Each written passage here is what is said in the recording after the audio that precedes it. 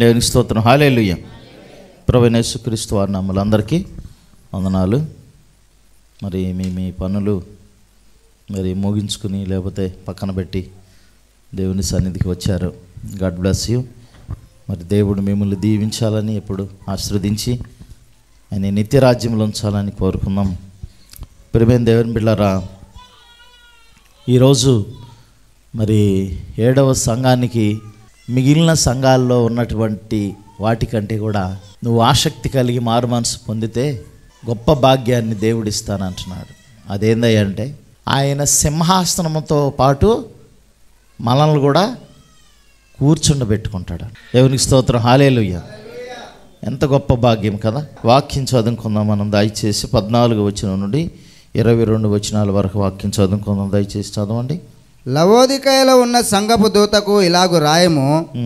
Amen అనువాడును నమ్మకమైన సత్యసాక్షియు దేవుని సృష్టికి ఆదియునైన వాడు చెప్పు సంగతులేవనగా, నీ క్రియలను నేను ఎరుగుదును. నీవు చల్లగానైనను వెచ్చగానైనను లేవు. నీవు చల్లగానైనను వెచ్చగానైనను ఉండినా మేలు. నీవు వెచ్చగానైనను చల్లగానైనను ఉండక నులివెచ్చనగా ఉన్నావు గనుక నేను నిన్ను నా నోట నుండి ఉమ్మివేయనుద్దేశించుచున్నాను. నీవు దౌర్భాగ్యుడవును, దిక్కుమాలిన వాడవును, దరిద్రుడవును, గ్రుడ్డివాడవును, దిగంబరుడవై ఉన్నావని ఎరగక నేను ధనవంతుడను, ధనవృద్ధి చేసి ఉన్నాను, నాకేమీ కొదవలేదని చెప్పుకొనుచున్నావు. నీవు ధనవృద్ధి చేసుకొనున్నట్లు అగ్నిలో పుటము వేయబడిన బంగారమును నీ దిశముల సిగ్గు కనపడకుండానట్లు ధరించుకొనుటకు తెల్లని వస్త్రములను నీకు దృష్టి కలుగునట్లు నీ కన్నులకు కాటుకను నా యొద్ద కొనుమని నీకు బుద్ధి చెప్పుచున్నాను. నేను ప్రేమించు వారిని అందరినీ గద్దించి శిక్షించుచున్నాను గనుక నీవు ఆసక్తి కలిగి మారు మనసు పొందుము. ఇదిగో నేను తలుపు నొద్ద నిలుచుండి తట్టుచున్నాను. ఎవడైనను నా స్వరము విని తలుపు తీసిన ఎడల నేను అతని యొద్దకు వచ్చి అతనితో నేనును నాతో కూడా అతడును భోజనము చేయుదుము. నేను జయించి నా తండ్రితో కూడా ఆయన సింహాసనమునందు కూర్చుండి ఉన్న ప్రకారము జయించి వాణిని నాతో కూడా నా సింహాసనమునందు కూర్చుండనిచ్చెదను. సంఘములతో ఆత్మ చెప్పుచున్న మాట చెవిగలవాడు వినుగాక. ఆమెన్. ఆమెన్.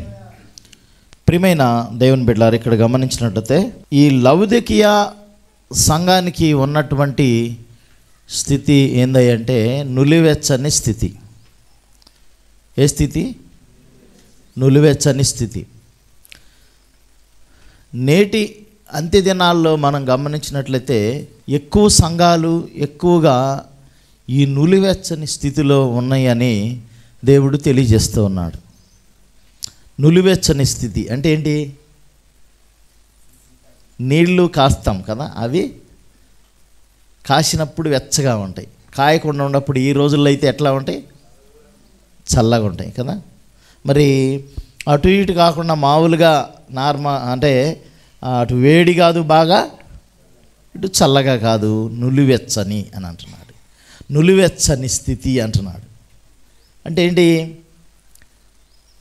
అటు పూర్తిగా భక్తి కాదు, పూర్తిగా లోకం కూడా కాదు కదా. ప్రియమైన దేవుని బిడ్డలారా, మరి దేవుడు మనతో మాట్లాడుతున్నాడు. అయితే అక్కడ అంటున్నాడు, నువ్వు ఆసక్తి కలిగి మారు మనసు పొందు అంటున్నాడు. అవకాశం ఇస్తున్నాడు. దేవుడు చాలా అవకాశాలు ఇస్తాడు కదా మనకి. ఏం చేయమంటున్నాడు ఇక్కడ? ఆసక్తి కలిగి అంటున్నాడు. ఎందుకు ఆసక్తి కలిగి? ఇక్కడ దేవుడు కొన్ని వాగ్దానాలు ఇస్తున్నాడు. నువ్వు మారు మనసు పొందితే నాతో పాటు కూడా నేను నిన్ను కూర్చుండబెట్టుకుంటాను అంటున్నాడు. ప్రియమైన దేవుని బిడ్డలారా, ఈ విషయాన్ని మనము కొత్త నిబంధన మత్తయి సువార్త చూస్తే యోహాను యాకోబు మంచి శిష్యులుగా ఉంటారు యేసుప్రభువు వారికి చాలా క్లోజ్గా. వాళ్ళ తల్లి వచ్చి అడుగుతుంది ఒక మాట, అయ్యా మరి నా కుమారులు ఇద్దరిని, ఒకళ్ళనేమో నీ సింహాసనం కుడివైపున, ఇంకోళ్ళనేమో ఎడమవైపున కూర్చోవడానికి అవకాశం ఇవ్వమని, ఆ భాగ్యం ఇవ్వమని అడుగుతుంది. మంచి ఆశ కదా. దేవునితో కూర్చుండడం అంటే ఎంత భాగ్యం కదా.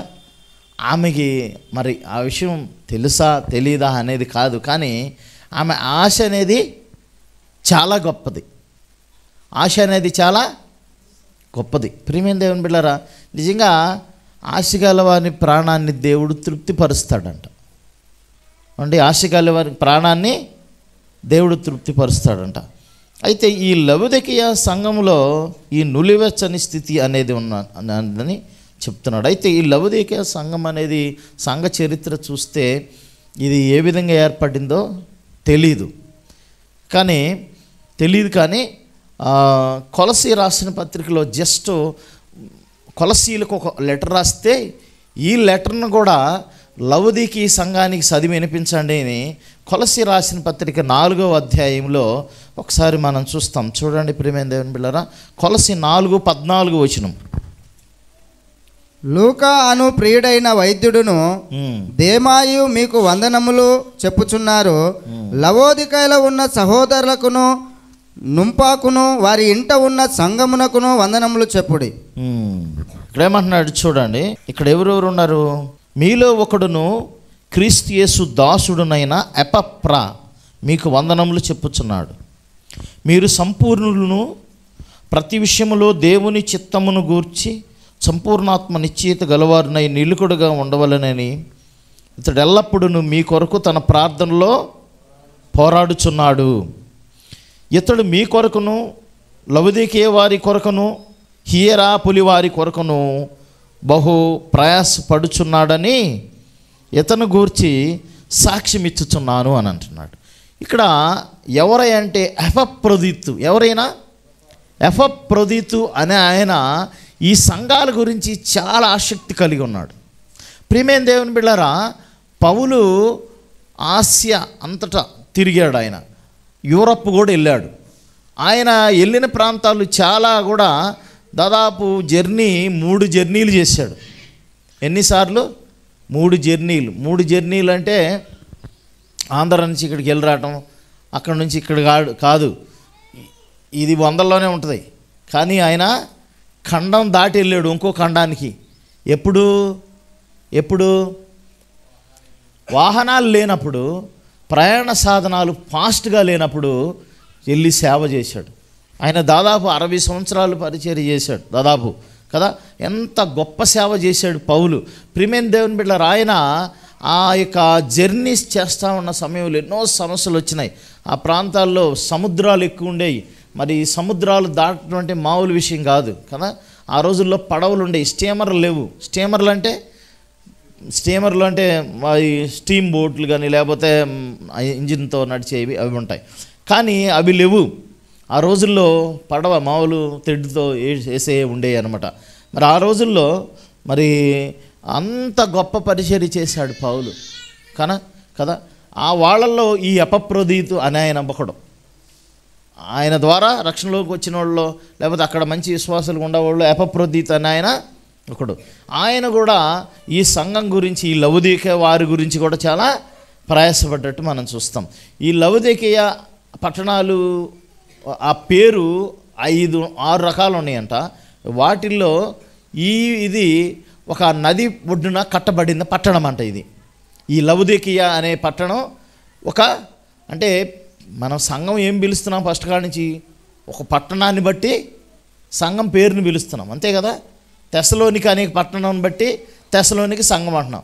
కొలసీ అనే పట్టణాన్ని బట్టి కొలసీ అనే దాన్ని బట్టి మరి పట్టణం పేరుని బట్టి చెప్తా ఉన్నాం. తుయితైర పట్టణం పేరుని బట్టి తుయితైర సంఘం అంటున్నాం కదా. అట్లాగూ ఆ పట్టణాల పేర్లను బట్టి సంఘం. అట్లాగే ఇది కూడా ఈ లవొదికయ అనేది ఒక పట్టణం అన్నమాట. ఇది దాదాపు ఎఫెసీకి కానీ ఎఫెసీకి అయితే 100 మైళ్ళు దూరంలో ఉంటుందంట. అట్లాగూ ఆయా ప్రాంతాల్లో ఉండేది ఒక నది మీద ఇది కట్టబడ్డది. లైకస్ అనే నది మీద ఇది కట్టబడ్డదని తెలియజేస్తూ ఉంటున్నాడు. ప్రియమైన దేవుని బిడ్డలారా, మరి ఇక్కడ ఏంటంటే ఎక్కువగా వ్యాపారం ఎక్కువ ఉండేది అనమాట. ఇక్కడ వ్యాపారం ఎక్కువ ఉండేది, బట్టల తయారీ ఎక్కువ ఉండేది. ఇక్కడ వస్త్రాలు లేకపోతే కొన్ని అంటే మనం రాసుకుంటాం కదా వాటిల్ని, అవి ఇంకా కాటుకు కూడా అక్కడ బాగా తయారయ్యేదని చెప్తారు. అందుకని కాటుకు అంటే ఆయా పట్టణాలను బట్టి ఆయా విధానాన్ని బట్టి వాటిని పోలుస్తూ చెప్పారు ఎక్కువగా. యేసుప్రభువారు కూడా ప్రతి ప్రసంగంలో ఆయన ఆయా ప్రాంతాల్లో ఉన్నటువంటి వాటిని చూపిస్తూ ఆయన ఉపమానాల రూపంలో వారికి ప్రసంగాలు చేశాడు కదా. అట్లాగే ఆయా ప్రాంతాలు వాటి విధానాలను బట్టి మరి లెటర్స్ రాయటం జరుగుతుంది. ఇక్కడ ఒక మాట అంటాడు కూడా, నేను మీకు కాటుకనిస్తాను అని అంటాడు ఇక్కడ. సో కాబట్టి ప్రియమైన దేవుని బిడ్డలారా, అక్కడ కాటుక కూడా తయారవుతుంది అని చెప్తూ ఉన్నారు. సో కాబట్టి బట్టలకు పేరుగాంచిందిగా ఆ పట్టణం అనేది లవొదికయ పట్టణం అనేది చూసుకుంటాం. కానీ అది ఎట్లా ఏ విధంగా ఏర్పడేది అనేది మాత్రం తెలియదు. ఇప్పుడు కొలసీలో రాసినట్టు మరి ప్రత్యేకంగా ఈ కొలసీకి రాసినటువంటి ఈ లెటర్ని వారి దగ్గరకు కూడా పోయి చదివి వినిపించు అని చెప్పారు. అయితే మరి అక్కడ జరిగిన విషయం ఏంటంటే, ఇక్కడ ఒక మాట మాట్లాడుతున్నాడు, నువ్వు ధనవంతుడు అని గొప్పగా విర్రబీగుతున్నావు కానీ నువ్వు దరిద్రుడివే అంటున్నాడు. ప్రియమైన దేవుని బిడ్డలారా, అక్కడ చాలా వ్యాపార లాభాల చేత ఎక్కువగా ధనం ఎక్కువగా ఉందంట వాళ్ళకి. ధనం అనేది ఎక్కువగా ఉండటం వల్ల ఏమైందంటే వాళ్ళు ఆ ధనం వలన గర్వించారంట. అంతే కదా, మనిషికి డబ్బు వస్తే గర్వం వస్తుంది. ఫస్ట్ ఏమొస్తుంది? గర్వం వస్తుంది. స్థితి పెరిగితే, డబ్బు వలన స్థితి పెరిగిందంటే ఏమొస్తుందండి? గర్వం, అహంకారం వస్తుంది. అది ఖచ్చితంగా జరుగుతుంది మోస్ట్ ఆఫ్ ద పీపుల్. చాలామందిలో తగ్గించుకునే వాళ్ళు చాలా తక్కువ మంది ఉంటారేమో కదా. అధికారాన్ని బట్టి కానీ డబ్బుని బట్టి గర్వం వస్తుంది. సో అక్కడ ఆ ప్రజలకి ఆ రీతిగా గర్వం వచ్చి అటు సరైన భక్తి లేదు వాళ్ళలో, సరైన ఎదుగుదల లేదు సంఘానికి. ఎక్కువగా నులివెచ్చని స్థితి. అంటే నామకార్థం అంటాం కదా, నామకార్థం. క్రైస్తవులు అనే పేరు ఉంటుంది, చావులు చేస్తారు, పెళ్ళిళ్ళు చేస్తారు అదే పేరున. కానీ పేర్లు పెట్టుకుంటారు, యోహోను, పేతురు, మళ్ళా పేర్లు పెట్టుకుంటారు. కానీ తెల్లారిపాటికి పోయి ఉండకుండా నరికి వస్తాడు. యోహోను ఒకడు తల నరికెను అని ఉంటుంది. తల నరికి అంటే ఈ నామకార్థం అనమాట. వీళ్ళు ఏంటంటే నామకార్థంగా పేర్లు పెట్టుకుని నామకార్థపు భక్తి అనేది. కాబట్టి ప్రియమైన దేవుని బిడ్డలారా, అది మరి అయినప్పటికీ వారిని కూడా ఏం చెప్తా ఉన్నాడంటే, మీరు మారు మనసు పొందాలని తెలియజేస్తూ ఉన్నాడు. కాబట్టి అక్కడ మరి డబ్బు ఎక్కువైపోయింది. దానివల్ల ప్రజలందరూ కూడా ఆ డబ్బు ద్వారా అంధకారంలో పడిపోయారు.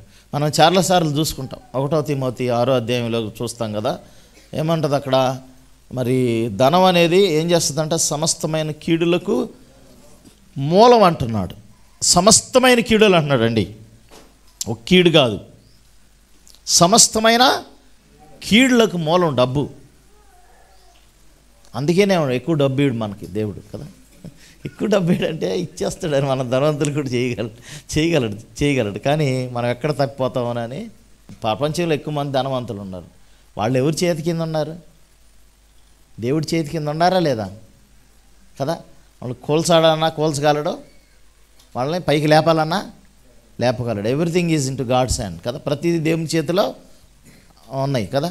రాజుల హృదయాలంట నీటి కాలువల వలె తిప్పుతాడంట దేవుడు. ఒకడిని హెచ్చించాలన్నా ఒకడిని తగ్గించాలన్నా ఆయన చేతుల్లోనే ఉంటుంది. అవును కదా. మరి ప్రియమైన దేవుని బిడ్డలారా, అందుకనే భక్తుడు అంటాడు కదా, ప్రభువా నాకు ఎక్కువ ధనం వద్దు, ఎక్కువ ధనం వస్తే నువ్వెవడవే అని అహంకరించి నేను తోసివేస్తానేమో. మరి తక్కువ మరీ దరిద్రంగా పేదరికంగా ఉన్నాననుకో, మరీ దేవా నేను దూషిస్తానేమో. కాబట్టి నాకు ఏ రోజుకి ఆ రోజు ఏ స్థితి ఉంటే చాలు అని నాని ఒక భక్తుడు దేవుణ్ణి అడుగుతున్నాడు. అవును కదా, అది మనకు తెలుసు వాక్యం. కాబట్టి ప్రియమైన దేవుని బిడ్డలారా, ఈ కొలసీ సంఘానికి ఉన్నటువంటి డ్రాబ్యాక్ ఏంటంటే నులివెచ్చని స్థితి.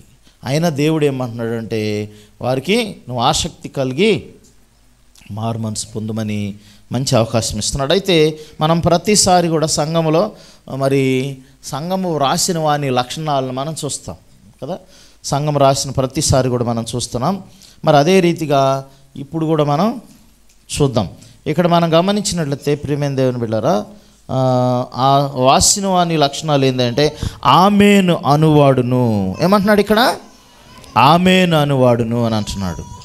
ఆమేన్ అంటే ఏంటి? అలాగునా జరుగునుగాక. దీనికి వాక్య ఆధారము మనం ఒకసారి గమనించినట్లయితే 2 కొరింథీ 1వ అధ్యాయము 20వ వచనంలో ఉంటుంది. ఆ మాటకు అర్థం 2 కొరింథీ 1వ అధ్యాయం 20వ వచనం చదవండి ఎవరైనా.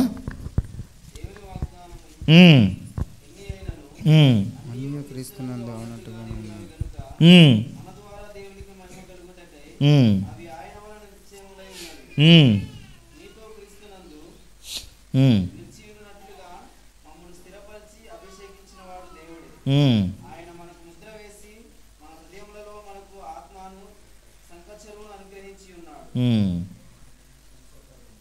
అంటే ఏం చెప్తున్నాడు అక్కడ? ఆమేన్ అంటే అలాగూ జరుగును గాక అనే అర్థం. ఓకే, మనం ప్రార్థన చేసిన తర్వాత ఆమేన్ అనాలి. ఓకే, ఆమేన్ ఏంది? నువ్వు చేసిన ప్రార్థన అలాగా జరుగును గాక. అందుకే నేను ఎప్పుడైనా ప్రార్థన చేయమన్నప్పుడు అందరికీ వినపడేది పెద్దగా ప్రార్థన చేయమంట. ఆయనకి వినపడిపోతే ఆయన ఆమేన్ అని ఎట్టంటాడు? నేను ప్రార్థన చేస్తున్నాను వినపడదు, ఆమేనని ఎట్లా చెప్తుంది ఆమె కదా? ఆమేనని ఎప్పుడు చెప్పాలి? నువ్వు చేసిన ప్రార్థన అంతా ఆయనకి వినపడితే ఆమేనంట. కాబట్టి ప్రార్థన చేసేటప్పుడు గట్టిగా ప్రార్థన చేయాలి. అందరూ ఉన్నప్పుడు మౌనంగా ప్రార్థన చేసుకునేటప్పుడు ఎవరికి తెలియకుండా మనసులో ప్రార్థన చేసుకోవచ్చు. ఎప్పుడైనా సరే ప్రార్థన చేయమన్నప్పుడు నొచ్చుకుంటా గొనుక్కుంటా ప్రార్థన చేయకూడదు. నువ్వు ఎవరికి ప్రార్థన చేస్తున్నావు? సర్వసృష్టికర్త పరలోకమందున్న తండ్రికి ప్రార్థన చేస్తున్నావు. ఓకే, స్పష్టంగా అందరికీ అర్థం కావాలి ప్రతి ప్రార్థన, ప్రతి పాయింట్. గ్రూపులో ప్రార్థన చేసేటప్పుడు అప్పుడు చివరిలో ఏమంటాం? ఆమేన్ అని అంటాం. అంటే నువ్వు చేసిన ప్రార్థన అంతా జరుగునుగాక అనే అర్థం. నువ్వు అడిగినవి ప్రతి కూడా పొందుకొనుగాక, జరుగునుగాక, దేవుడు స్తుతి నొందునుగాక, ఇవన్నీ కూడా దాని కిందకే వస్తాయి. అందుకని చివరిలో ఆమేన్ అని అంటాం. కాబట్టి ప్రియమైనది ఆమేను అనువాడు ఈయన ఎప్పుడు అంటాడో తెలుసు ఆమేనని? సర్వసృష్టి ఎప్పుడైతే మనం అక్కడికి వెళ్తామో ఆ విషయంలో ఇంకా ఆయన ఆమేన్ అనేదే వేరు. దేవుడు అంటే ఆమేన్ ఇంకేముంది కదా? ప్రియమైన దేవుని బిడ్డారా, సమస్తం ఆయన చేసిన ప్రతి వాగ్దానం కూడా మన పట్ల నెరవేరుతుంది. ఎందుకంటే ఆయన నమ్మదగిన దేవుడిగా ఉన్నాడు. దేవుడు ఎలాంటి దేవుడు అండి? నమ్మదగిన దేవుడు. మనము చాలాసార్లు తప్పిపోతాం, నమ్మకంగా ఉండం. కానీ దేవుడైతే నమ్మదగినదే. ఈ సో ఫెయిత్ఫుల్ గాడ్ కదా, ఎంతో నమ్మదగిన దేవుడిగా ఉన్నాడు. కాబట్టి ప్రియమైన దేవుని బిడ్డలారా, మరి ఆ రీతిగా దేవుని వాగ్దానాలన్నీ కూడా మన పట్ల నెరవేరాలని మనం కోరుకోవాలి కదా. మరి కీర్తన గ్రంథం 41 అధ్యాయం 13 వచనం చదువుదాం చూడండి. కీర్తన 41:13.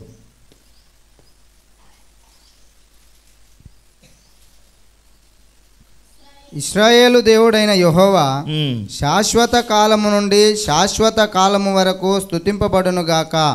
ఆమేన్, ఆమేన్. ఎస్, 72వ వచనం, 72వ అధ్యాయంలో 19వ వచనం చదవండి. ఆయన మహిమగల నామము నిత్యము స్తుతింపబడును గాక. సర్వభూమియు ఆయన మహిమతో నిండి ఉండును గాక. ఆమేన్, ఆమేన్. అంటే మనం పాత నిబంధనలో మనం గమనించినట్లయితే కీర్తనలో దేవుణ్ణి ఘనపరుస్తూ ఆమేనని సంబోధిస్తూ ఉన్నారు. అంటే ఆమేన్ అనేది ఏంటంటే దేవుడు ఘనపరుస్తూ ఆయన నిజంగా ఘనతకు అర్హుడు అని మనం సపోర్ట్గా చేస్తున్న మాట అన్నమాట. అది కొత్త నిబంధనలో కూడా వాడుతున్నాడు. 1 కొరింథీ 14:16 వచనం చూడండి. 1 కొరింథీ 14:16 వచనంలో, లేని ఎడల నీవు ఆత్మతో స్తోత్రము చేసినప్పుడు ఉపదేశము పొందని వాడు నీవు చెప్పు దానిని గ్రహింపలేడు గనక నీవు కృతజ్ఞతాస్తుతులు చెల్లించినప్పుడు ఆమెన్ అని వాడు ఎలాగు పలుకును? అంటే అక్కడ కాంటెస్ట్ ఏంది అక్కడ సందర్భం ఏంటి? భాషల గురించి మాట్లాడుతున్నాడు. అక్కడ ఏంటది? భాషల గురించి మాట్లాడుతున్నాడు. భాషలు కొంతమంది మాట్లాడతారు కానీ వాళ్ళకే భాషలు, కానీ పక్కన వాళ్ళకి అర్థమవుతుందా? అర్థం కాదు. భాష ఎప్పుడు మాట్లాడాలి, దేవుడు ఎప్పుడు పరిశుద్ధాత్మ ఇస్తాడంటే ఒక వ్యక్తికి, పక్కమటి ఇంకో వ్యక్తికి మళ్ళీ భాషలో అర్థం చెప్పే ఇస్తాడు. వెంటనే ఇచ్చేస్తాడు. నువ్వు భాష మాట్లాడుతున్నావు అంటే వెంటనే పక్కమటి వ్యక్తికి దాని అర్థం చెప్పేది ఇచ్చేస్తాడు.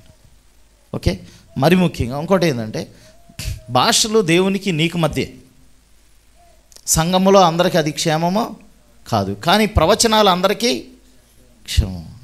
సో కొంతమంది ఏం చేస్తారంటే బై ఫోర్స్ ఆ మాటలను పలికిస్తారు. నువ్వు మాట్లాడాలి, నువ్వు లేకపోతే దేవుని ఆత్మ నీకు లేదు, పరిశుద్ధాత్మ పొందుకోలేదంటారు. కొన్ని చూస్తాం కదా. అట్లా కాదండి, అది కాదు. ఇక్కడ భాషలతో 10,000 మాటలు మాట్లాడినా అర్థమయ్యేటట్లు 5 మాటలు కానీ లేకపోతే 10 మాటలు కానీ చాలు అంటాడు భక్తుడైన పౌలు కొరింథీయులకు రాస్తూ.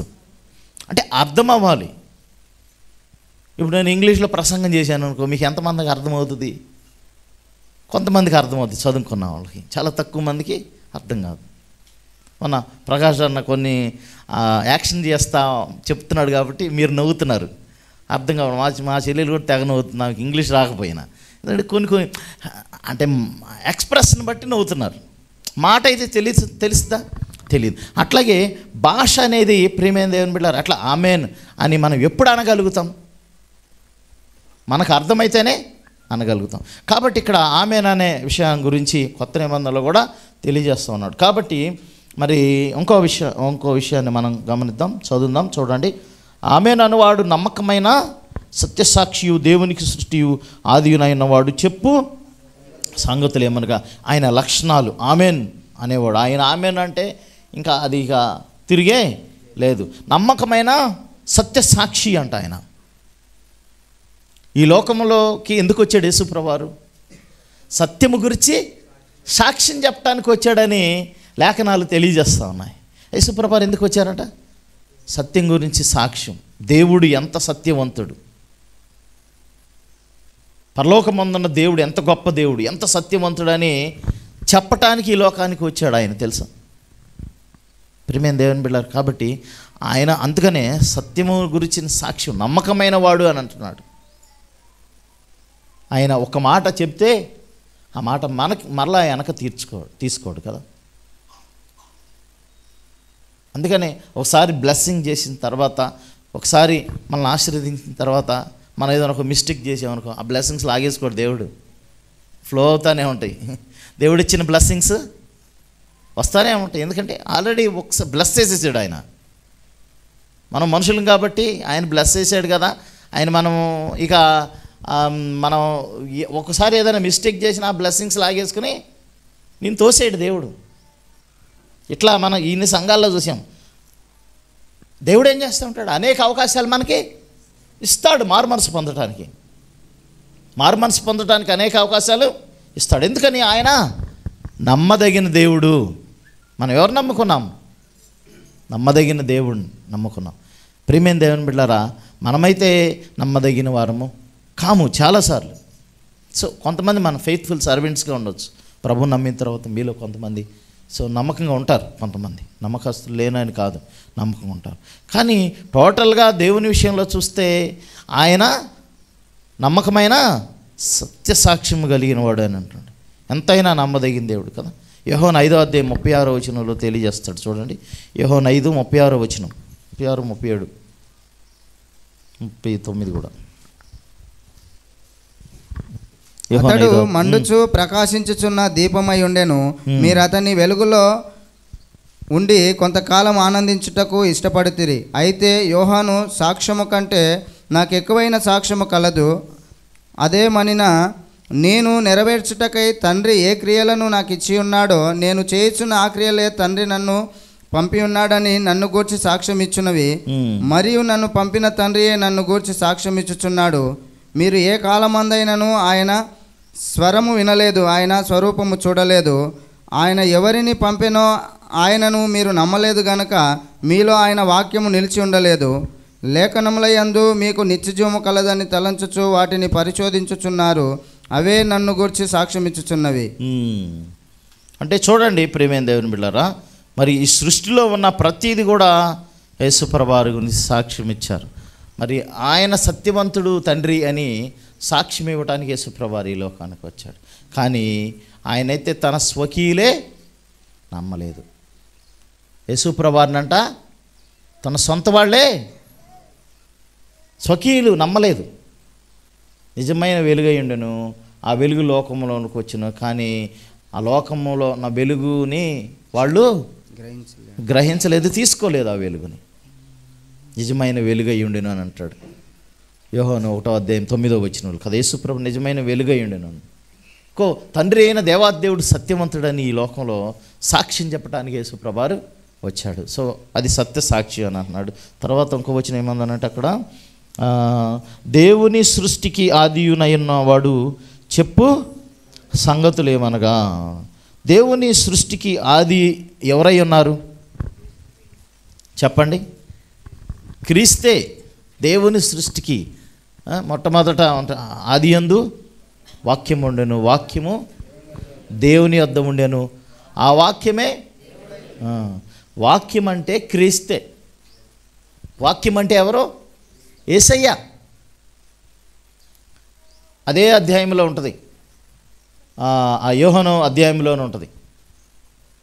14-13 వచనం ఉంటుంది చూడండి. ఆ వాక్యము శరీరధారి అయి కృపాసత్య సంపూర్ణుడిగా మన మధ్య నివసించెను అని ఉంటుంది. ఎన్నో వచనం అది? 14 వచనం కదా. ఆ వాక్యము శరీరధారి అయి అని అంటున్నాడు. శరీరధారి ఎవరు వచ్చారు ఈ లోకానికి?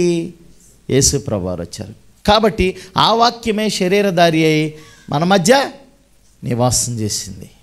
కాబట్టి మరి ఈ వాక్యము దేవుడి దగ్గర ఉన్నప్పుడు ఆయనకి ఆ మొట్టమొదట శిల్పకారుడు అని ఉంటుంది. ఇప్పుడు ఒక సృష్టి చేయాలంటే జ్ఞానం కావాలి కదా. జ్ఞానం అంటే ఎవరు? యేసు ప్రభువారే. జ్ఞానం అంటే ఎవరు? యేసయ్యే. సో ఆయనే సృష్టికి అంతటా చేసింది ఈ కదా. మరి హెబ్రీ రాసిన పత్రిక 11వ అధ్యాయంలో మనం చూస్తే ఈ ప్రపంచములు దేవుని వాక్యము చేత నిర్మితమైనవి అని అంటాడు అక్కడ కదా. ఈ ప్రపంచాలు ఎట్లా నిర్మితమైనవి?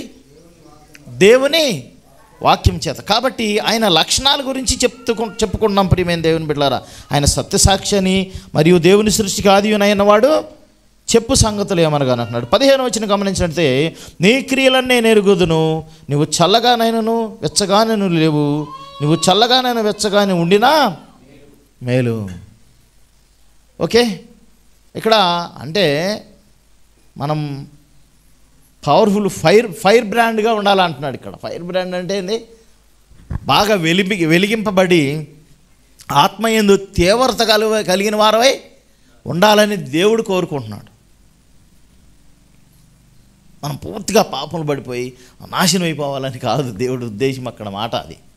ఎందుకంటే మనం పవర్ఫుల్గా ఉండాలి, వాక్యములో బలంగా ఉండాలి, వాక్యానుసారంగా జీవించాలి, దేవుని ఆత్మ నింపుదల కలిగి ఉండాలి, ఆత్మయందు తీవ్రత కలిగిన వారై ఉండాలి అని అంటున్నాడు. అది అక్కడ చెప్తా ఉన్నాడు. కాబట్టి ప్రియమైన దేవుని బిడ్డలారా, మరి ఆ రీతిగా మనం గమనించినట్లయితే ఆ నులివెచ్చని స్థితి తెలియజేస్తూ ఉన్నాడు కదా. ఆ నులివెచ్చని పరిస్థితి నుంచి మనము దూరంగా పోవాలనేది చెప్తా ఉన్నాడు. ఇక్కడ చూడండి, నువ్వు చల్లగానైనా వెచ్చగానైనా ఉండినా మేలు అంటున్నాడు. నీ క్రియలను నేను ఎరుగుదని అంటున్నాడు కదా. మనం ఏం చేస్తామో దేవుడికి తెలీదా? మనం ఎవరికన్నా సహాయం చేసామనుకో దేవుడు చూస్తున్నాడు, ఎవరు చూసినా జరగకపోయినా కదా. మనం ఎవరికన్నా మేలు చేసామనుకో దేవుడు చూస్తున్నాడు కదా. ప్రతిదీ మనం ఏదైనా ఒక మంచి కార్యం చేస్తే దేవుడు చూస్తున్నాడా లేదా? అదే సమయంలో చెడ్డ కార్యం చేసినప్పుడు కూడా దేవుడు చూస్తున్నాడు కదా. కాబట్టి ప్రియమైన దేవుని బిడ్డారా, మరి ప్రతిదీ కూడా దేవునికి తెలుసు. కొంతమందికి ఒక క్రియలు చాలా గొప్పవని తెలియజేశాడు కదా. ఎక్కడ? ఏ సంఘానికి? సార్థి సంఘం కదా కదా. ఆ సంఘంలో క్రియల గురించి మంచిగా మాట్లాడాడు. కాబట్టి ప్రియమైన దేవుని బిడ్డలారా, అంటే మన క్రియల గురించి మాట్లాడుతున్నాడు అక్కడ. పరలోకంలో కూడా వాని క్రియలు చొప్పున వానికి ప్రతిఫలం ఇస్తాడంట దేవుడు. అంతేకాదు వాని క్రియలు చొప్పునే జీతం కూడా ఇస్తాడంట కదా. కాబట్టి అందుకనే మరి దేవుని లేఖనాల్లో తెలియజేస్తున్నాడు, మేలు చేయుట ఎందు విసుగక మేలు చేసి తగిన కాలమందు నువ్వు పంట కోసుకుంటావు అంటున్నాడు. మేలు అనేది చేస్తే మనం ఖచ్చితంగా పంట కోసుకుంటాం అంటున్నాడు. ప్రియమైన దేవుని బిడ్డలారా, ఒక లేఖనాల్లో ఒక మాట చెప్తాడు పౌలు, మీరు ఆత్మానుసారంగా జీవిస్తే శరీర క్రియలు నెరవేర్చరంటున్నాడు. మనం ఎట్లా జీవించమంటున్నాడు? ఆత్మానుసారంగా జీవించాలన్నాడు. ఆత్మానుసారంగా అంటే ఎట్లా? వాక్యానుసారంగా. సింపుల్గా చెప్పేసావు చక్కగా, ఇంకా ఏ బాధ లేదు. ఎట్లా ఆత్మానుసారంగా అంటే ఏంటి? పరిశుద్ధాత్ముడు ఏ విధంగా మనల్ని గైడ్ చేస్తాడో ఆ రీతిగా మనము జీవించాలి. ఆత్మఫలాలు మనం చూస్తాం. ప్రేమ, సంతోషం, సమాధానం, దీర్ఘశాంతం, దయాళుత్వం, మంచిదనం, విశ్వాసం, సాత్వికము, ఆశా నిగ్రహం అనే 9. ఇవన్నీ చాలా ఫాస్ట్గా చెప్పుకుంటూ వెళ్తాం కాబట్టి వాటిలో చాలా గొప్ప అర్థం ఉంది కదా. అవన్నీ కూడా మనము ఫలించాలి. అసలు క్రైస్తవుడు ఫలించేది, క్రీస్తు నమ్మిన బిడ్డ ఫలించేదేంటి? ఫలం ఫలం ఫలం అంటున్నారు. ఏంటి ఫలం? ఇదే ప్రేమ, సంతోషంగా ఉండాలి. ఓకే, ఇవి క్రియలు. ఇవన్నీ కూడా ఏంటి? క్రియలు. ప్రేమలో ప్రేమించడం అంటే ఒకటి పాట ప్రేమ.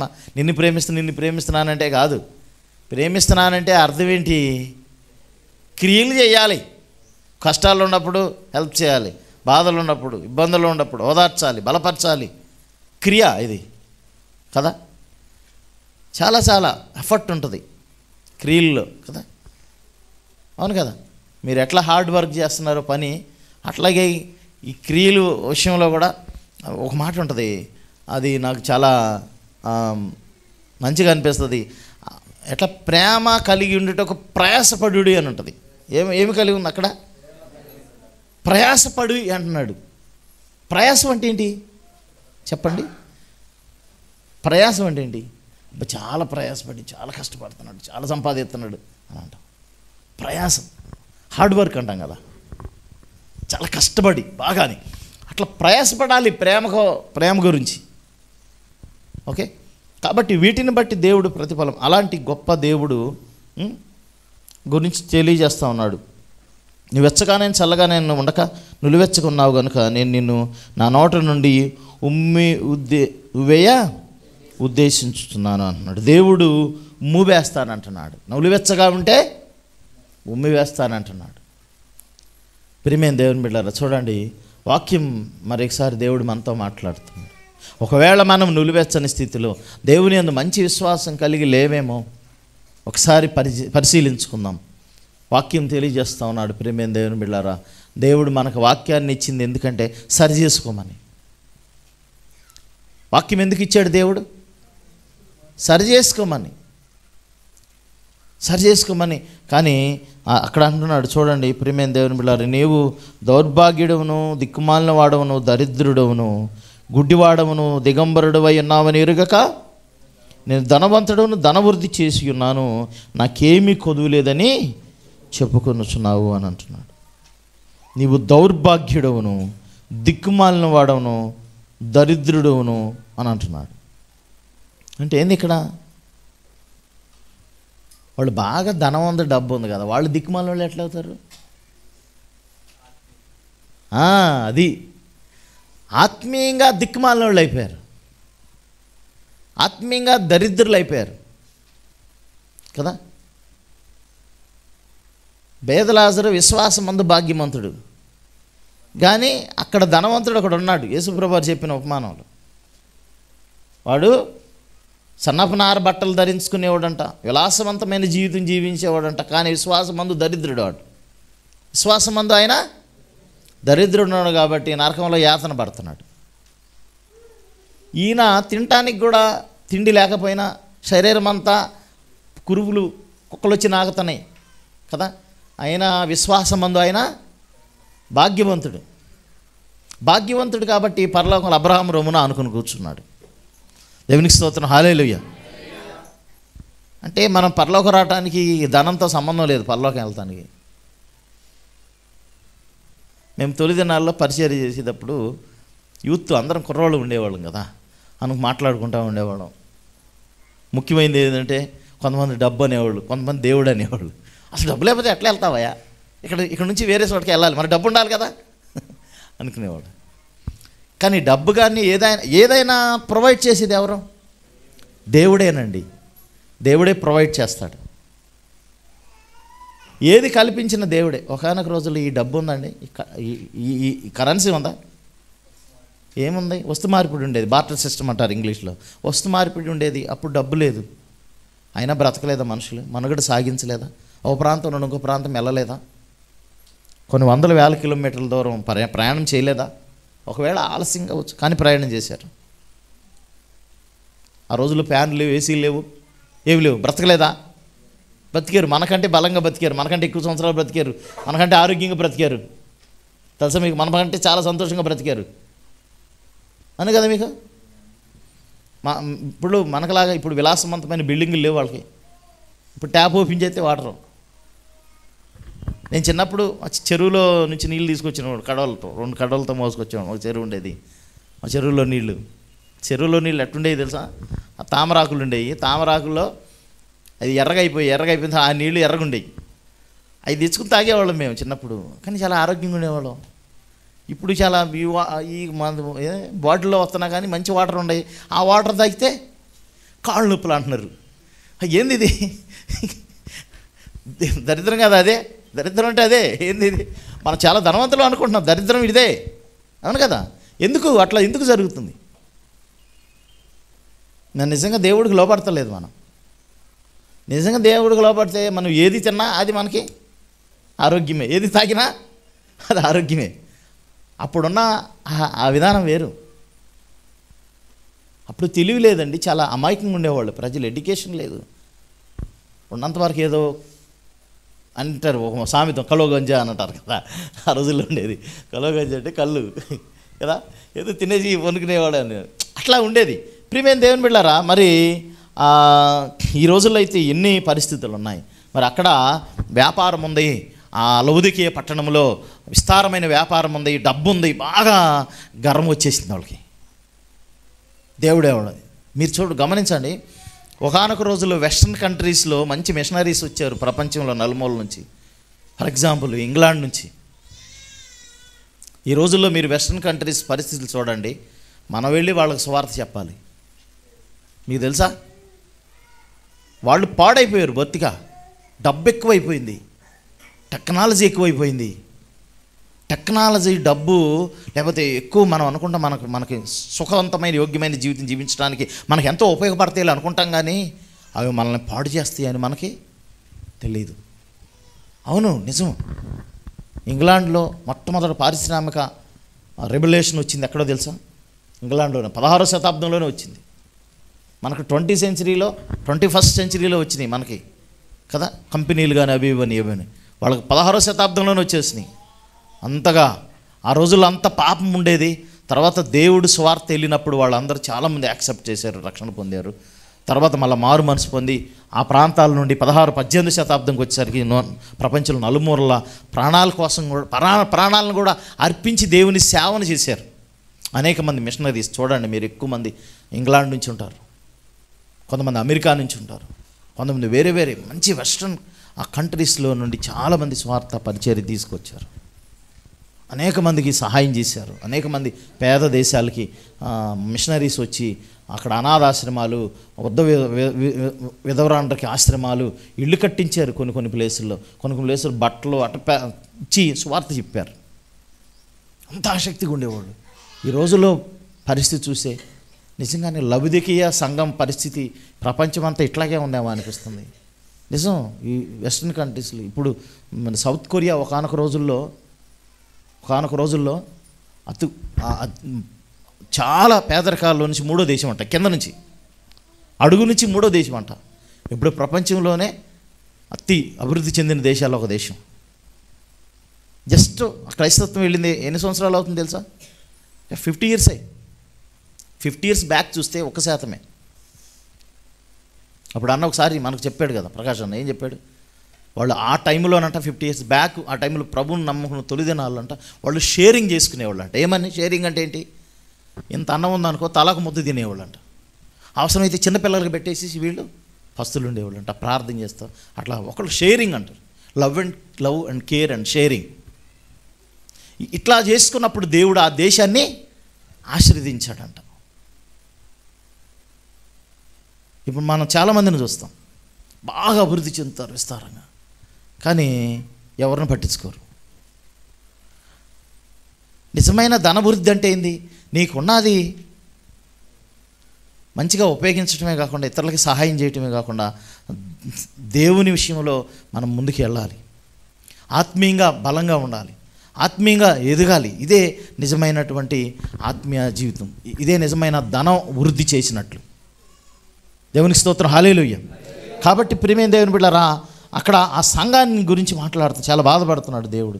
దౌర్భాగ్యుడును, దిక్కుమాలిన వాడవును, దరిద్రుడును, గుడ్డివాడవును అంటున్నాడు కదా. ఏమంటున్నాడు ఇక్కడ?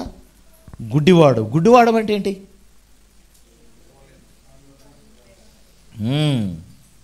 కళ్ళున్నా లేనట్లే ఉన్నాయి, కళ్ళు బాగానే చూస్తున్నాం, కానీ ఆత్మీయ అంధత్వంలా ఉన్నారు సంఘం. ఎట్లా ఉన్నారు? ఆత్మీయ అంధత్వం. నిజంగా మనకి ఎన్ని కార్యాలు జరుగుతూ ఉన్నాయండి, జరగట్లేదా ఇప్పుడు? ఆ రోజుల్లో అబ్రహాము దేవుడిని నమ్మినప్పుడు ఎన్నో సంవత్సరాలకు ఒకసారి దేవుడితో మాట్లాడేవాడు. ఈరోజు వాక్యం చదువుతూ ఉంటే ప్రతిరోజు మార్నింగ్ మనం చేస్తే ఏదో ఒక మాట దేవుడు మనతో మాట్లాడుతున్నాడా లేదా? కానీ గ్రహించలేకపోతున్నాం. అది ఆత్మీయ అంధత్వం. ఎన్నో కార్యాలు మనకు చేస్తున్నాడు, గ్రహించట్లేదండి. ఎన్నో గొప్ప కార్యాలు చేస్తున్నాడు. ఒక కార్యం జరిగింది, అమ్మ దేవుని వల్లనే, మనం ప్రతిదీ కూడా దేవుని వల్లనే మనం పొందుకున్నామని ఎప్పుడైతే మనం ఆలోచిస్తామో ఖచ్చితంగా దేవుడి మీద మనం విశ్వాసంతో ఉంటాం. ఈరోజు మనం ఆరోగ్యంగా ఉన్నాం, దేవుడిచ్చింది. ఈరోజు మనం తింటున్నాం, దేవుడిచ్చింది ఆరోగ్యం, దేవుడిచ్చింది ఇది. ఈరోజు ఇంత మంచి స్థితిలో ఉన్నాను, దేవుడిచ్చింది ఇది అని ప్రతి మనిషి ఎప్పుడైతే అనుకుంటాడో అప్పుడు ఖచ్చితంగా ఆత్మీయ దరిద్రత ఉండదు, ఆత్మీయ అంధత్వం ఉండదు. ఓకే, చూడండి, ఆ రోజుల్లో ప్రవక్తలే తప్పిపోయారు. బిలాము, ఎవరైనా బిలాము ఏం చేశాడు? ఆయన డబ్బు కోసం శపించడానికి కూడా ఇజ్రాయేల్ని వెనకాడలేదు. గాడిద చూస్తుంది దేవదూతని, ముందు నిలబడ్డది కర్ర పట్టుకుని, ముందుకు వెళ్తే మాత్రం నీ పని చెప్తాను, నేను వెళ్ళనటని ఇటు వెళ్ళిపోతుంది. చూడండి, గాడిదకి అవగాహన అయింది, గాడిద చూసింది, కానీ బిలాము చూడలేకపోయాడు ప్రవక్త. దేవదూతలు ముందుండి ఆపుతుంటే ప్రవక్త చూడలేకపోయాడండి, కానీ గాడిద చూసింది. నోరు లేని గార్ధబము చూసింది, మాట్లాడింది అని అంటుంది బైబిల్లో. చూడండి ప్రియమైన దేవుని బిడ్డలారా, నిజంగా మనం ఏ స్థితిలో ఉండాం ఒకసారి గమనిద్దాం. దేవుడు మనల్ని ఎంతగా పెంచి పోషిస్తున్నాడండి. ఇన్ని సంవత్సరాలు నువ్వు కాపాడబడ్డావంటే దేవుడు నీ మీద చాలా పెట్టుబడి పెట్టాడా లేదా? మరి దేవుడి కోసం మనం ఏం చేస్తున్నాం గమనిద్దాం. చాలామంది ఉన్నాం ఇక్కడ కదా. ఇప్పుడు ఆ రోజుల్లో కొంతమంది మిషనరీలుగా ఉన్నారు. ఇంగ్లాండ్ నుంచి నేను దేవుడి కోసం చనిపోవటానికైనా వెళ్తానని కొంతమంది భారతదేశం వచ్చారు, కొంతమంది చైనా వెళ్ళారు, కొంతమంది ఆయా దేశాల్లో వెళ్ళారు, ఆఫ్రికా వెళ్ళిన వాళ్ళు ఉన్నారు. డేవిడ్ లివింగ్స్టన్ అని మీకు చెప్పా, ఎవరైనా మొట్టమొదటి మిషనరీ ఆఫ్రికా ఖండానికి డేవిడ్ లివింగ్స్టన్. ఆయన వెళ్ళి తన జీవితాన్ని అంకితం చేశాడు. 1000 గ్రామాలకు సువార్త చేశాడు. అంటే ఎన్ని గ్రామాలు? మనం ఎన్ని గ్రామాల్లో సువార్త చేశాం, రక్షణ పొంది? చెప్పండి, ఎంతమందికి సువార్త చెప్పాం? ఎంతమందికి నువ్వు ఉపయోగపడుతున్నావు? ఒకసారి గమనిద్దాం. చూడండి, ఉదయాన్నే లేచింది సాయంత్రం లోపు మనం ఏమన్నా ఆలోచిస్తున్నామా? దేవుడి గురించి, పరిచర్య గురించి ఆలోచిస్తున్నామా? అన్ని పరిస్థితులు ఉన్నాయి. ఆ రోజుల్లో సరైన ఫెసిలిటీస్ లేని రోజుల్లోనే అంత గొప్ప పరిచర్య చేశారు. మీకు తెలుసా మిషనరీ అంటే ఏంటంటే? మిషనరీ అంటే ఏంది అర్థం? మిషనరీ అంటున్నాడు పాస్టర్ గారు ఏందాక నుంచి. అర్థమైంది తెలుసా?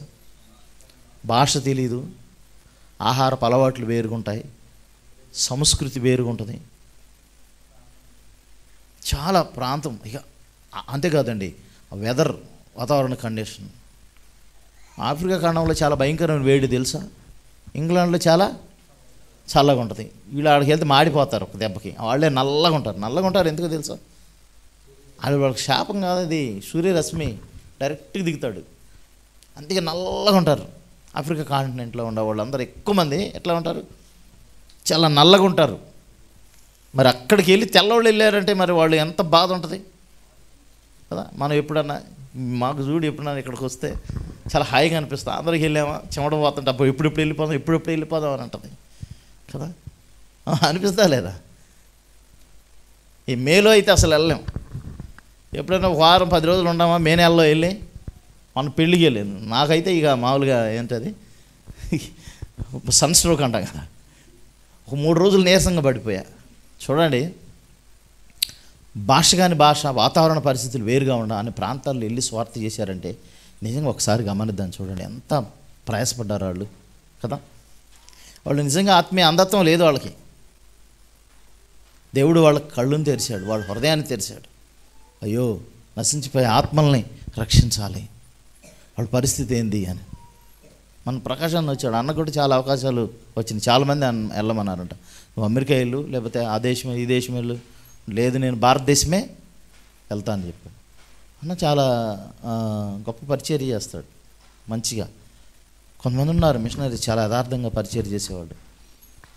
ప్రియమైన దేవుని బిడ్డలారా, కొంతమంది అంటే ఇప్పుడు ఎక్కువ మందికి లగ్జరీస్ వచ్చేసింది. లగ్జరీస్ అంటే ఒక పరిచర్య ఒక చోటకు వస్తున్నాడంటే అక్కడికి వాళ్ళకి అన్ని ఫెసిలిటీస్ ఉన్నాయి.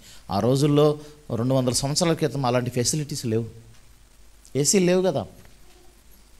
వాళ్ళకి వచ్చే ఇక్కడికి వచ్చారంటే కానీ ఏసీ కావాలి కదా. మనం ఏసీ ఉండలేకపోయినా బతుకుతాం, కానీ ఏసీ లేకపోతే బతకలేరు. ఎందుకంటే అక్కడ వాతావరణ పరిస్థితులు వేరు, ఇక్కడ వాతావరణ పరిస్థితులు వేరు. కాబట్టి ప్రియమైన దేవుని బిడ్డారా, ఇక్కడ దేవుడు తెలియజేస్తున్నాడు చూడండి, గుడివాడను దిగంబరుని ఉన్నామని ఎరుగక నేను ధనవంతుడును ధనవృద్ధి చేసి నాకేమీ కొదువు లేదని చెప్పుకొనుచున్నావు అంటున్నాడు. అవునే కదా. మనం కూడా చాలాసార్లు నాకు మంచిగా సెటిల్ అయిపోయాను, దట్స్ గుడ్, మంచి చాలు అనుకుంటున్నాం. నిజంగా దేవునిలో నేను బలంగా లేనే, దేవుని కొరకు నేను సరిగా బ్రతకట్లేదే, దేవుని సేవ చేయట్లేదే, దేవుని గురించి ఎవరికైనా స్వార్థ చెప్తున్నానా లేదని ఇట్లా ఆలోచిస్తున్నాము మనం కదా. ప్రేమైన దేవుని బిడ్డ, అతి పిన్న వయసులోనే గొప్ప సేవ చేసి చనిపోయిన వాళ్ళు ఉన్నారు. ఎక్కువ 70 సంవత్సరాలు 80 సంవత్సరాలు బతికేం ఉపయోగం ఏముంది? కొద్ది సంవత్సరాలు బతికినా గొప్ప సేవ చేసి చనిపోవాలి ఈ భూమి మీద. దేవుడు మనల్ని ఎందుకు పంపించాడు? ఆయన రాజ్యం గురించి ప్రకటించమని పంపించాడు. మనం ఏం చేస్తా ఉన్నాం? ఈ లోకంలోకి వచ్చిన తర్వాత ఆయన మర్చిపోయాం కదా. ఆత్మీయ అంధత్వం, ఆత్మీయ గుడితనం, ఆత్మీయ దరిద్రత, వాటిలోకి వెళ్ళిపోయాం మనం. గమనించండి ఒకసారి, దేవుడు మరొకసారి లౌదికేయ సంఘం ద్వారా దేవుడు మనతో మాట్లాడుతున్నాడు. ఆ రోజుల్లో వాళ్ళ పరిస్థితులు అట్లా ఉన్నాయి. ఇప్పుడంతా లౌదికేయ సంఘంలో ఒక్క క్రైస్తవుడు కూడా లేడంట. ఇంతకుముందు సంఘం ఒక సంఘం ఉంది. ఇంతకుముందు ఏం చెప్పాను నేను, ఫిలదెల్ఫియా సంఘంలో 1000 మంది క్రైస్తవులు ఉన్నారంట. ఎంతమంది? అక్కడ ఒక్కడు కూడా లేడండి ఇప్పుడు లౌదికేయ సంఘంలో. అంటే నిలువస్తున్న స్థితిలో వాళ్ళందరూ పాడైపోయారు, మొత్తం ఇదైపోయింది. మారుమనసు పొందమని దేవుడు చెప్పాడు. పొందేరో లేదు, ఎంతమంది పొందేరో లేదో తెలీదు. కాబట్టి ప్రియమైన దేవుని బిడ్డలారా, మనం దేవుని కొరకు బ్రతకమని ఒకసారి దేవుడు మరొకసారి హెచ్చరిక చేస్తున్నాడు ఈ సంఘం ద్వారా. మనం క్రిస్మస్ ప్రసంగాలు చేయట్లేదు ఈ వారంలో కదా, ఈ నెలలో. సో మామూలుగా కంటిన్యూ చేస్తాం మనం. సో నెక్స్ట్ సండే ప్లాన్ చేద్దాం దేవుని మహాకృపను బట్టి. కాబట్టి ప్రియమైన దేవుని బిడ్డలారా, నువ్వు ధనవృద్ధి చేసుకున్నట్లు అగ్నిలో పుటము వేయబడిన బంగారమును నీ దిశమల సిగ్గు కనపడకున్నట్లు ధరించుకున్నట్టు తెల్లని వస్త్రములను నీకు దృష్టి కలుగుకున్నట్లు నీ కన్నులకు కాటుకును నా యొద్ద కొనుమని నీకు బుద్ధి చెప్పుచున్నాను అని అంటున్నాడు. నీవు ధనవృద్ధి చేసుకున్నట్లు అగ్నిలో పుటం వేయబడిన బంగారమును అంటున్నాడు. అంటే ఏంటిది? అగ్నిలో పుటం వేయబడిన బంగారం ఎట్లా ఉంటుంది? స్వచ్ఛంగా ఉంటుంది. సో వెరీ ప్యూర్ గోల్డ్ అంటాం కదా, అట్లా మనం ప్యూర్ గోల్డ్ లాగా ఉండాలని కోరుకుంటున్నాడు.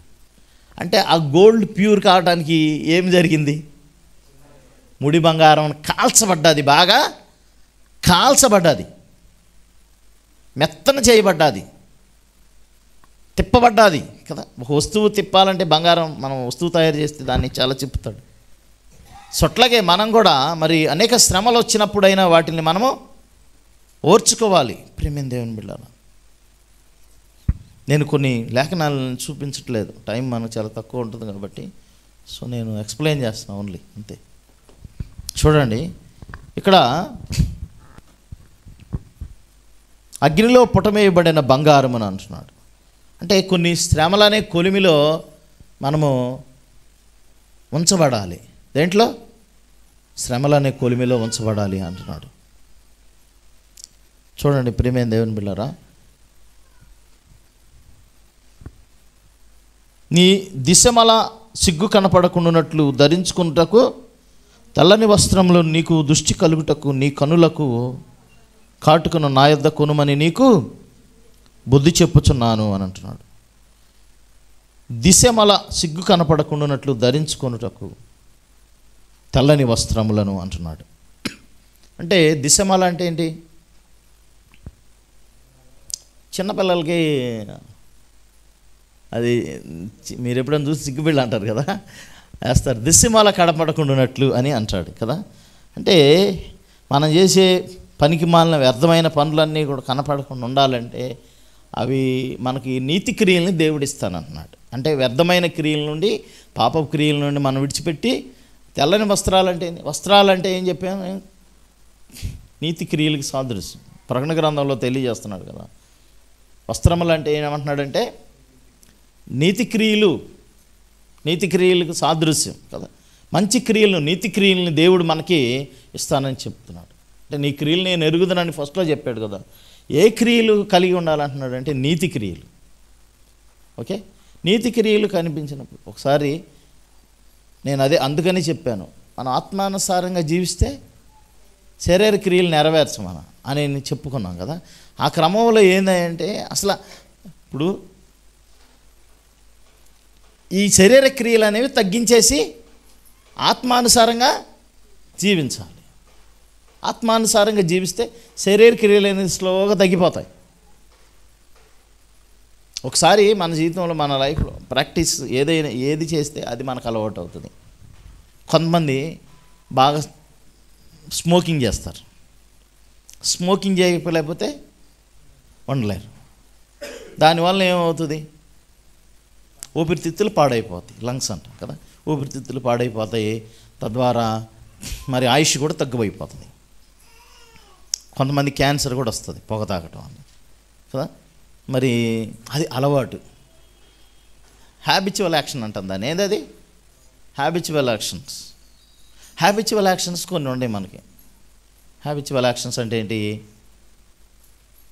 అలవాటుగా చేసే క్రియలు. ఆల్కహాల్ తీసుకోపోతే వాడికి నిద్ర పట్టదు, అది హ్యాబిచువల్ యాక్షన్ కదా. కొంతమంది పక్కన వాళ్ళ మీద సాడీలు చెప్పకపోతే నిద్ర రాదు. ఈరోజు ఏం చెప్పలేదే నేను, ఈరోజు ఏం చెప్పలేదే, అదొక బాధ వాళ్ళకి. హ్యాబిచువల్ యాక్షన్స్ అంటాం. ఏంటవి? Habitual actions. ఇవన్నీ చెడ్డ క్రియలు. మనుషులకి ఏమైనా ఉపయోగపడతాయి అవి? అలవాటుగా చేసే క్రియలు ఉన్నాయి కొన్ని. ప్రియమైన దేవుని బిడ్డలారా, అవి మానుకోవాలి మనం కదా. అందుకని యెషయా గ్రంథంలో అప్పుడే చెప్పాడు ప్రభువారు చాలా సంవత్సరాల క్రితం, ఆహారము కాని దాని కొరకు రోకలు చెల్లించొద్దు అని అంటాడు. ఏంటది? ఆహారం కాని దాని కొరకు రోకలు చెల్లించకూడదు. రోకలు అంటే ఏంటి? పైకం, డబ్బు. ఆహారమైన దానికోసమే డబ్బు చెల్లించాలి. ఆహారం కాని దానికోసం డబ్బు ఎందుకు పెట్టాలి? మనం ఇప్పుడు ఆహారం కాని దాని కొరకే ఎక్కువ డబ్బు పెడుతున్నావా లేదా? ఎక్కువ డబ్బు దేనికి అవుతుంది ఇప్పుడు?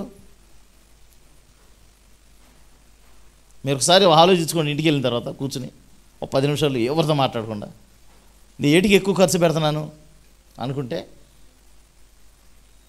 ఒక లిస్ట్ వేసుకోండి. మీరు మొత్తం లిస్ట్ వేసుకుంటే ఆహారంకి ఎంత ఖర్చు పెడుతున్నాను, రేషన్కి, వేరే వాటికి ఎంత ఖర్చు పెడుతున్నాను అనేది తెలిసిపోతుంది మనకి. ఆహారం కానీ దాని కొరకు రోకలు హెచ్చించకూడదంట అని మనం ఇచ్చిస్తున్నాం కదా. కాబట్టి ప్రియమైన దేవుని బిడ్డలారా, తెల్లని వస్త్రాలు ఇక్కడ వచ్చింది కదా, ధరించుకున్న తెల్లని వస్త్రం నీకు దృష్టి కలిగినట్లు నీ కన్నులకు కాటుకున్న నా యొద్ద కొనుమని నీకు బుద్ధి చెప్పుచున్నాను అని అంటున్నాడు. అంటే దృష్టి కలిగినట్లు అంటే వీళ్ళు ఆత్మీయ అంధత్వంలో ఉండిపోయారు, గుడ్డితనంలో. కాబట్టి నీకు దృష్టి రావాలి. కాబట్టి నేనేమంటున్నా, నీ కన్నులకు కాటుకున్న నా యొద్ద కొనుమని నీకు బుద్ధి చెప్పుచున్నాను అని అన్నాడు. కాటుకి ఎందుకు పెట్టుకుంటారు? ఆడపిల్లలకు తెలుసు. కాటుకి ఎందుకు పెట్టుకుంటారు మీరు? కళ్ళు బాగా కనిపెట్టాను కదా.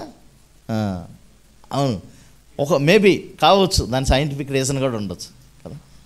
కళ్ళు అప్పుడు ప్రతి వస్తువు సైంటిఫిక్ రీజన్తోనే చేసి ఉంటారు. అంటే కొన్ని కళ్ళు పెట్టినప్పుడు వేస్ట్ నీళ్ళని పోతాయేమో తెలీదు, లేకపోతే ఎందుకో తెలీదు. సో కొంతమంది పెట్టుకుంటారు కదా. సో అట్లాగూ దేవుడు ఇక్కడ అంటే నీ కనులకు కాటుకున్న నా యొద్ద కొనుమని నీకు బుద్ధి చెప్పుచున్నాను అని అంటున్నాడు. ఆయన దగ్గర ఏం మనకు దొరుకుతుంది? ఆయన వాక్యము, ఆయన కనికరం కదా. సో నేను ప్రేమించే వారిని గద్దించి శిక్షించున్నాను గనుక నీవు ఆసక్తి కలిగి మారు మనసు పొందుము అని అంటున్నాడు. ఏమన్నాడు ఇక్కడ? ఒక మాట పాడారు, నేను ప్రేమించు వారిని అందరినీ గద్దించి శిక్షించున్నా. దేవునికి స్తోత్రం, హల్లెలూయా. నిజంగా ప్రేమిస్తే మనము గద్దిస్తాం, అవునా కదా? గద్దిస్తామా లేదా?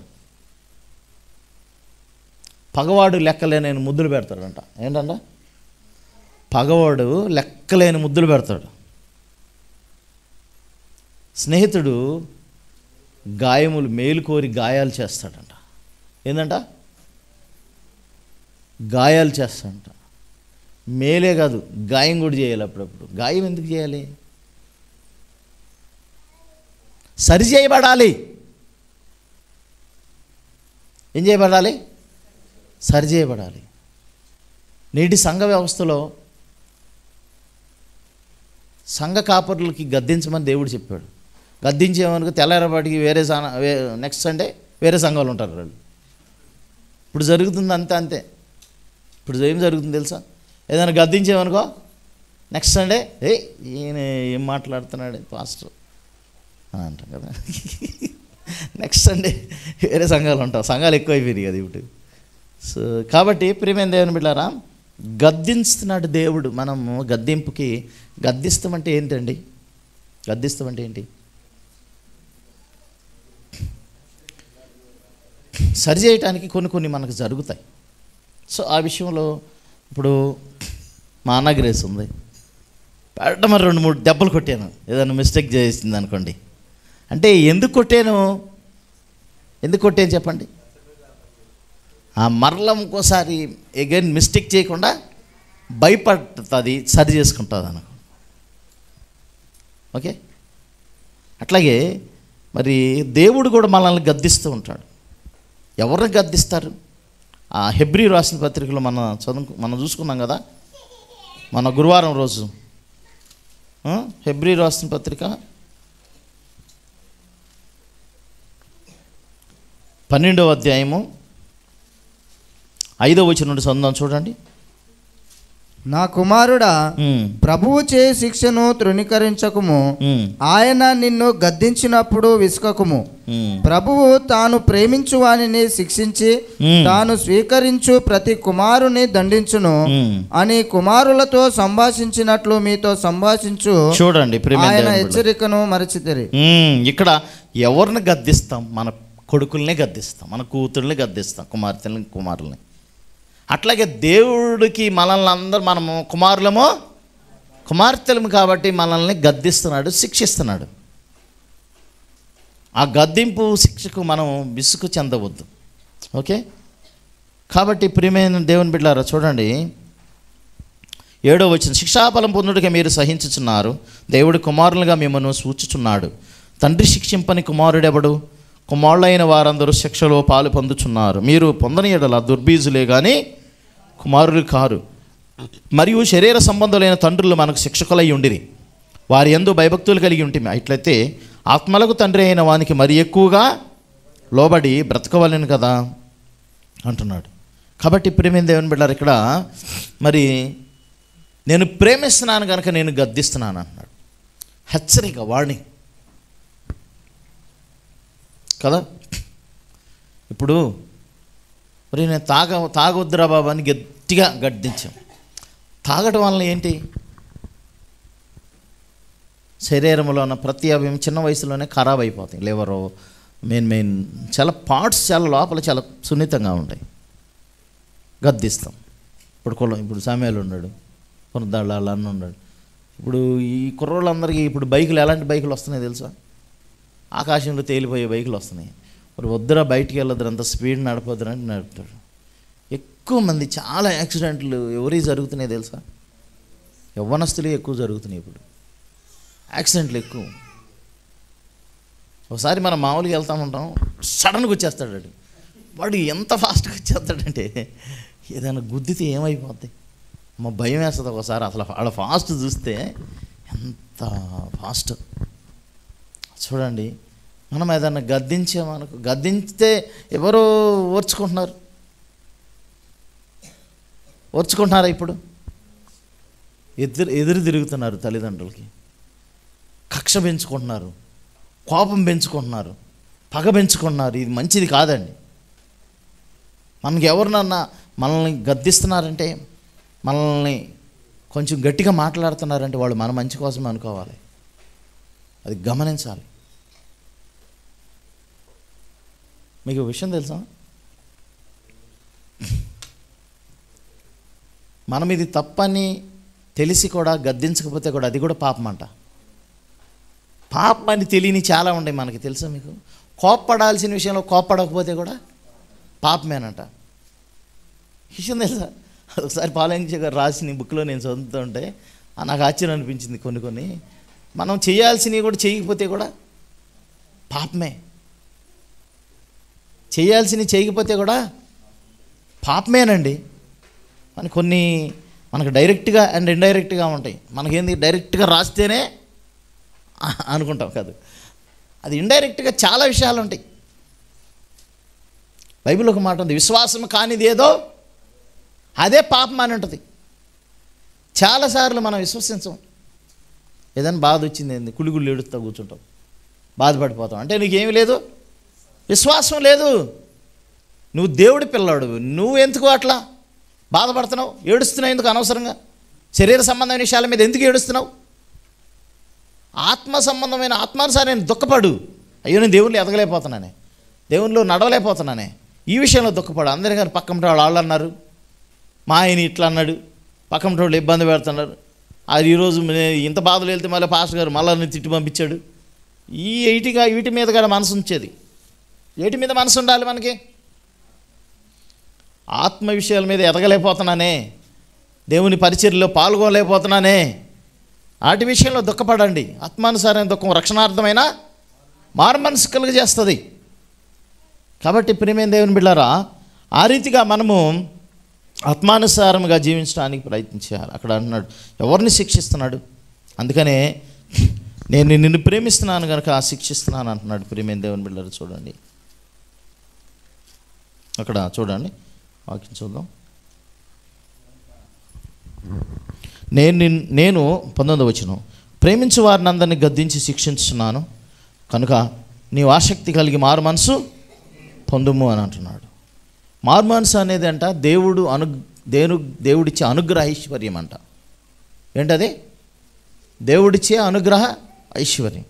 కీర్తనకారుడు రాస్తాడు ఒక చోట, ప్రభువా నిజంగా క్షమాపణ అనేది నీ యొద్ద దొరకకపోతే మేము అసలు ఎప్పటికి కూడా పరిశుద్ధులుగా ఉండలేమని అంటాడు. దేవుడి దగ్గర క్షమాపణ దొరుకుతుంది మనకి. దేవుడి దగ్గర దొరికే అత్యంతమైన బహుమానం ఏందో తెలుసా? ఫర్గివింగ్, క్షమాపణే. దేవుడు ఎవరినైనా క్షమిస్తాడు, దేవుడు ఎవరినైనా దగ్గరకు చేర్చుకుంటాడు.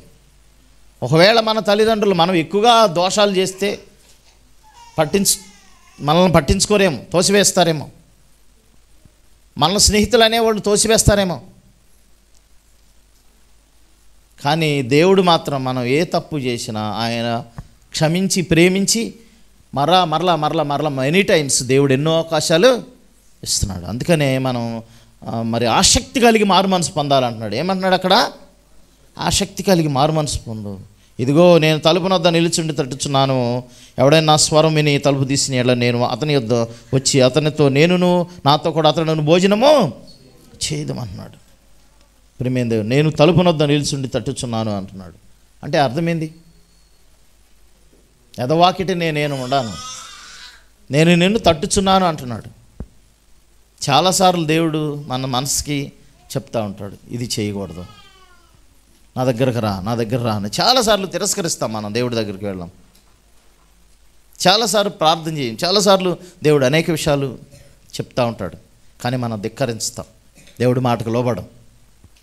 ప్రియమైన దేవుని బిడ్డలారా, అంటే it is very coming near to you అనమాట. తలుపు వద్ద నిలుచుండి అంటే ఏంటి అర్థం? ఒక వ్యక్తి వచ్చాడు మన దగ్గరికి, ఆ తలుపు దగ్గర ఉన్నాడు, ఇప్పుడు చాలా దగ్గరగా ఉన్నాడు, మనకు అర్థం. అంటే దేవునికి చాలా దగ్గరగా మనం తలుపు వద్ద నిలుచుండి తట్టుచున్నాను అంటున్నాడు. దేవుడు చాలా దగ్గరకు వచ్చేసాడు మనకు. దినమెల్లా చేతులు చాపుతున్నాను అంటది కదా బైబిల్లో, లోబడిన ప్రజల వైపు. సో తట్టుచున్నాను, ఎవడైనా స్వరం విని తలుపు తీసిన ఎడల నేను అతని వద్దకు వచ్చి అతనితో నేను నాతో కూడా అతను భోజనము చేయదుము. ఇదేంటంటే సహవాసానికి గుర్తు. భోజనం చేయడం అంటే ఏంటి?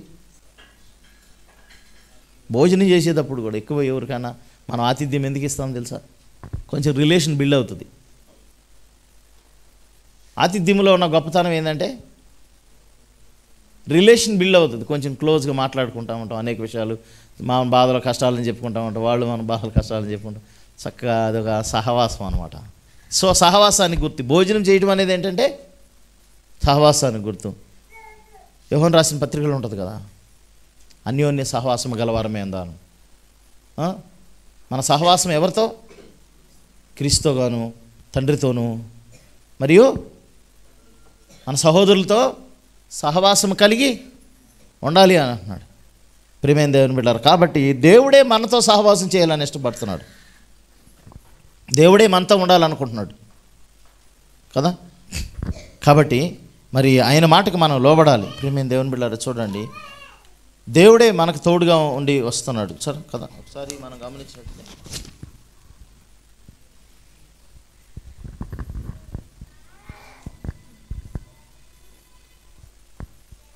ఒకసారి లోకసువార్త 12వ అధ్యాయము 35 నుండి 37 వచనాలు చదువుదాం. చూడండి. మీ నడుములు కట్టుకొని ఉండుడి, మీ దీపములు వెలుగుచుండనీయుడి. తమ ప్రభువు పెండ్లి విందు నుండి వచ్చి తట్టగానే అతనికి తలుపు తీయుటకు అతడెప్పుడు వచ్చునో అని అతని కొరకు ఎదురుచూచు మనుషుల వలె ఉండుడి. ప్రభువు వచ్చి ఏ దాసులు మెలకువ ఉండుట కనుగొనునో ఆ దాసులు ధన్యులు. అతడు నడుము కట్టుకొని వారిని భోజన పంక్తిని కూర్చుండబెట్టి తానే వచ్చి వారికి ఉపచారము చేయనని మీతో నిశ్చయముగా చెప్పుచున్నాను. చూడండి ప్రియమైన దేవుని బిడ్డలారా, మనం ఎవరైతే మెలకంగా ఉంటారో ప్రభువే ఉపచారం చేస్తాడంట. సిద్ధపడి మనము ఉండాలి అనేది తెలియజేస్తున్నాడు. కాబట్టి మరి లవొదికీయ సంఘంలో ఉన్నటువంటి పరిస్థితులు మనకున్నాయేమో మనం గమనించాలి. ఒకవేళ నిలువెచ్చని స్థితిలో ఉన్నామేమో, దేవుడిని సరిగా ఆరాధించలేకపోతున్నామేమో, ఆత్మీయ అంధత్వంలో ఉన్నామేమో, ఆత్మీయ దరిద్రతలో ఉన్నామేమో, ఇవన్నీ గమనించుకుని మనం ఆసక్తి కలిగి మారు మనసు పొందితే దేవుడు మరలా మనల్ని బలపరుస్తానంటున్నాడు. ప్రియమైన దేవుని బిడ్డలారా, అంతేకాదు ఆయనతో మనతో పాటు వచ్చి భోజనము చేస్తానంటున్నాడు. లేఖనాల్లో ఉంది, నీ శత్రువు లేదని నేను నీకు భోజనము సిద్ధపాటు చేస్తానంటున్నాడు. శత్రువులు ఎదుటే దేవుడు భోజనం సిద్ధపడదు అంటే ఆయన మాటకు మనం విని లోబడితే మన శత్రువులు ఎదుటే మనకు భోజనాన్ని సిద్ధపాటు చేస్తాడంట దేవుడు. 21 వచ్చి నేను జయించి నా తండ్రితో కూడా ఆయన సింహాసనం ముందు కూర్చుండి అన్న ప్రకారం జయించువాని నాతో కూడా నా సింహాసనం ముందు కూర్చుండనిచ్చేదను అంటున్నాడు. నేను జయించి నా తండ్రితో కూడా ఆయన సింహాసనం ముందు కూర్చుండనిచ్చేది అంటున్నాడు. అంటే సింహాసనం అంటే ఏంటి?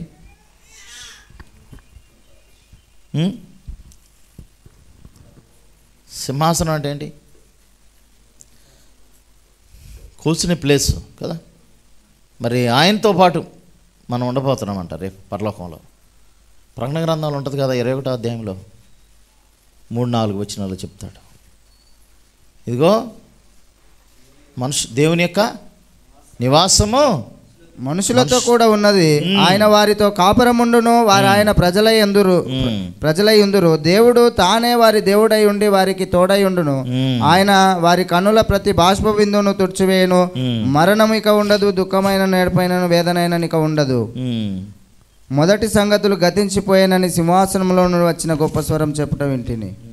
చూడండి ప్రియమైన దేవుని బిడ్డలారా, దేవుడు నిజంగా మరి ఆయన పరిపాలనలో మనల్ని పాలు భాగస్తులుగా చేస్తున్నాడు. ఆయనతో పాటు కూడా మనం ఉండబోతున్నాం కదా.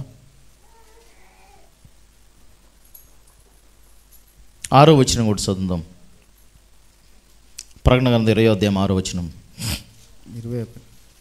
6వ వచనం. ఈ మొదటి పునరుద్ధానంలో పాలుగలవారు ధన్యులను, పరిశుద్ధులునై ఉందురు. ఇటు వారి మీద రెండవ మరణముకు అధికారం లేదు. వీరు దేవునికిని క్రీస్తుకును యాజకులై క్రీస్తుతో కూడా 1000 సంవత్సరములు రాజ్యము చేయుదురు. ఏమంటున్నారు ఇక్కడ? క్రీస్తు కూడా 1000 సంవత్సరములు రాజ్యం చేయుదురు అని అంటున్నాడు. కాబట్టి దేవునితో మనము ఎల్లప్పుడూ ఉండిపోతాం. ప్రియమైన దేవుని బిడ్డలారా, మనం ఆసక్తి కలిగి మారు మనసు పొందాలి.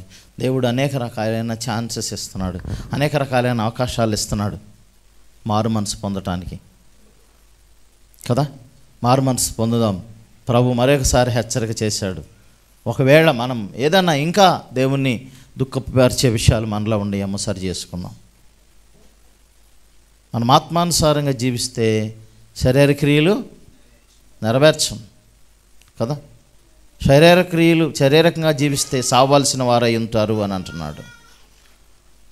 ఆత్మానుసారంగా జీవిస్తే జీవమును సమాధానమునై ఉన్నది అని అంటున్నాడు. మనకు జీవము కలుగుతుంది, తద్వారా మనకి సమాధానం కూడా కలుగుతుంది. కాబట్టి ప్రేమ్యం దేవుని బిడ్డలారా అంటున్నాడు ఆ చివరి ఆ వచనాల్లో చూడండి, ఒకసారి చదివేసి ముగించేద్దాం. 22వ వచనం చదువుతారా? సంగములతో ఆత్మ చెప్పుచున్న మాట చెవిగలవాడు వినుగాక. చెవులు ఉండయా మనకి? చెవులు ఉండయా మీకు? సంగములతో ఆత్మ చెప్పుచున్న మాట చెవిగలవాడు వినుగాక అంటున్నాడు. పరిశుద్ధాత్ముడు మనతో మాట్లాడుతున్నప్పుడు మనము వినాలి. ఓకే, ఇప్పుడు వరకు ఎవరు మాట్లాడారు మనతో? పరిశుద్ధాత్ముడు మాట్లాడారు. మన మధ్య ఆత్మ సంచారం ఉన్నది. పరిశుద్ధాత్ముడు మనతో మాట్లాడినప్పుడు మనము ఖచ్చితంగా వాటిని గ్రహించి సరి చేసుకోవటానికి మనం ప్రయత్నము చేయాలి. చేస్తేనే ప్రియమైన దేవుని బిడ్డలారా ఆయన సింహాసనంతో పాటు కూడా మనల్ని కూర్చొని పెట్టుకుంటున్నాడంట. ఎంత గొప్ప భాగ్యం అది! అది వాగ్దానం మనకి. ఏంటంటే అది వాగ్దానం. వాగ్దానాలు ఎవరు పొందుకుంటారు? ఎవరు పొందుకుంటారు? ఆయన పిల్లలు పొందుకుంటారు. ఎవరు పొందుకుంటారు? దేవుని సొత్తు అంతా ఎవరిది? ఆయన పిల్లలది. దేవుని సొత్తు కావాలా, సైతాను సొత్తు కావాలా? మనకి సైతానికి సొత్తు ఏమీ లేదు. సైతాను సొత్తు ఏందో తెలుసా? చివరికి 20 అధ్యాయంలో ఉన్నది, పై వచనాలు ఫస్ట్ కానీ చదివితే ఎక్కడ తీసుకెళ్ళి పడేస్తున్నాడు వాళ్ళని?